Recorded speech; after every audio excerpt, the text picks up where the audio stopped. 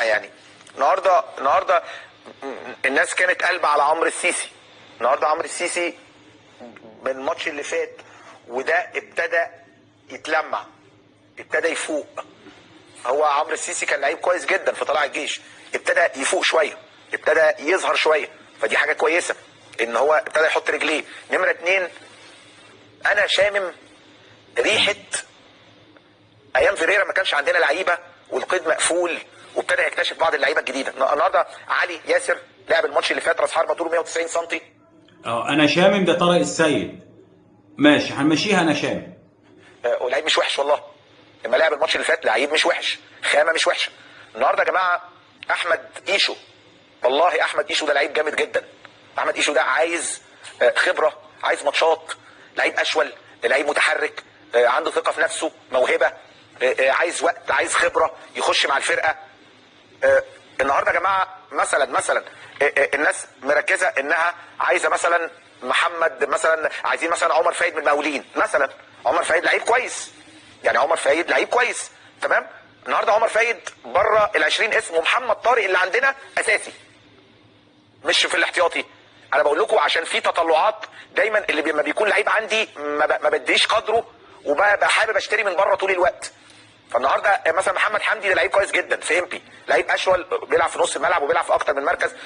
مثلا في ناس كتير يا ريت محمد حمدي يجي الزمالك مثلا. وعندنا ايشو كان لعيب اساسي في 2003 ولعيب مهم جدا وهو نازل النهارده.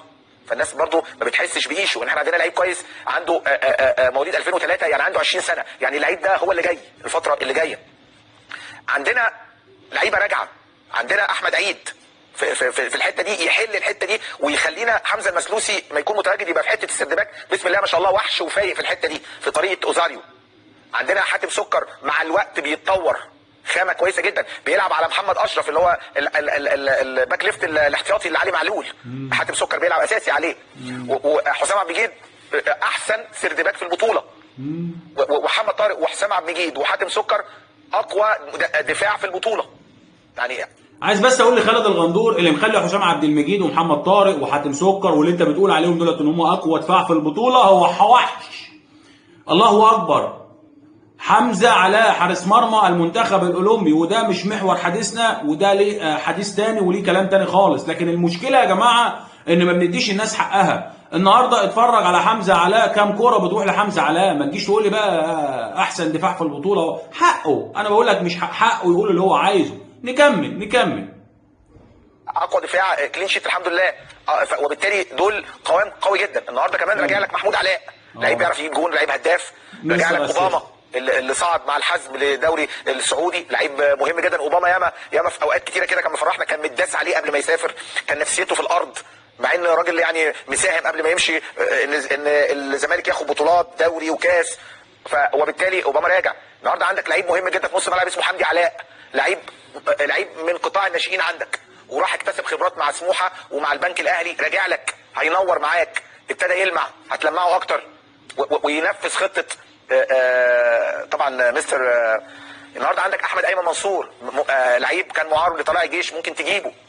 غير ان احنا يعني شغالين على من 2 ل3 لعيبه مصريين ومن 2 اجانب اكيد. يعني الكلام اللي انت سمعته ده بالنسبه لك ايه كزملكاوي؟ سيبك من ان انت اهلاوي، كزملكاوي يبين لك ايه؟ ايقاف قيد جديد لنادي الزمالك. ونرجع للقطه الاولى لان انا عايز ارجع لها تاني. اللقطه دي مهمه جدا، اسمع كده. يعني انا اكلمكم كوره بمنتهى الصراحه. يعني النهارده الناس كانت قلبة على عمرو السيسي. النهارده عمرو السيسي من الماتش اللي فات وده ابتدى يتلمع، ابتدى يفوق.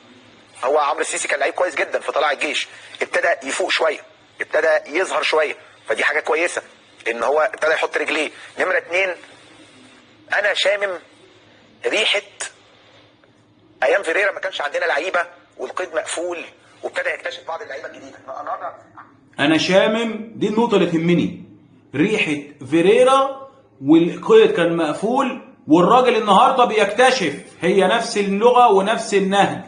طلع الجواب يا عطار، هنفضل نقولها. جواب ايقاف قيد نادي الزمالك موجود في الاتحاد المصري لكره القدم بما يخص شيكابالا، ونادي الزمالك عن طريق المحامي موصلهم رساله ان اللاعب خالد بوطيب هياخد حكم نهائي بايقاف قيد يا اما تدافع، والزمالك مفيش فلوس ندفع، والنهارده فلوس كهرباء هتكفي مش هتكفي.